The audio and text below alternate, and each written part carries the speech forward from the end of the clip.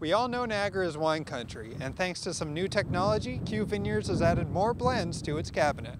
Today's a big day for Vineland, a big day for Kew and our other partners. What it's all about is making a new style of wine for Ontario using a process called Appassimento. And really what happens there is we dry the grapes down, take out about 40% of the water, and in that way you really increase the concentration of sugars and flavors. And the wine that comes out the other end is smooth and big and really delicious. Can you share a little bit more detail about Appassimento and the process?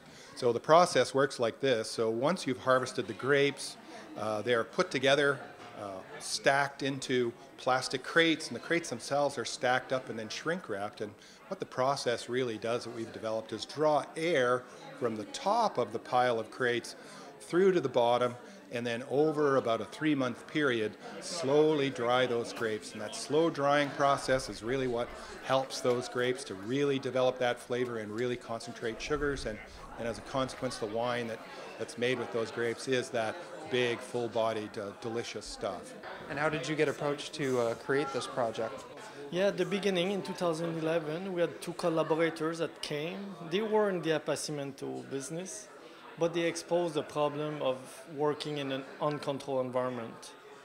They saw the potential of producing premium wine, but they also had some losses associated to mold development. Whenever you have a warm, humid day in fall, which happens very often, and then a day like today, -10, freeze, you can freeze the grapes. So they realized very quickly that they needed a control chamber to do the process.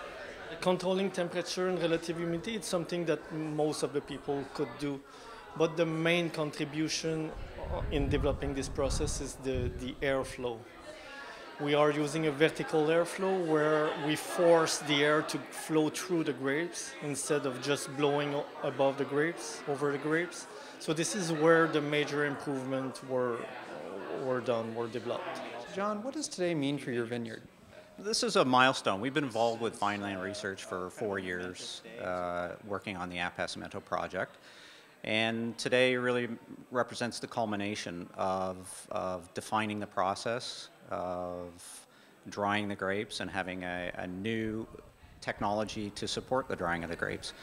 And we have, in our winery today, we have 2 different wines that are both examples of the drying technology. We have our 2011 Soldier's Grant, and we have our 2012 Heritage. So they're both excellent examples of the drying process.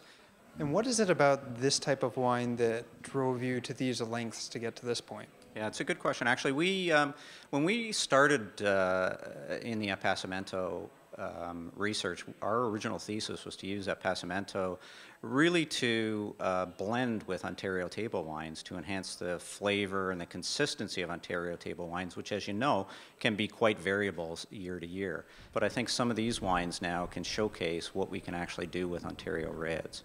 And we're thrilled with what we have achieved. Heritage is one of our most expensive wines, and it's probably our best seller right now too. So I think if other Ontario wineries can get into producing reds in this manner, then I think we can continue to evolve the Ontario wine industry and increase the notoriety and the quality of the wines. For more information on stories happening across the region, visit tvcogeco.com/Niagara. In Beamsville, you're watching The Source.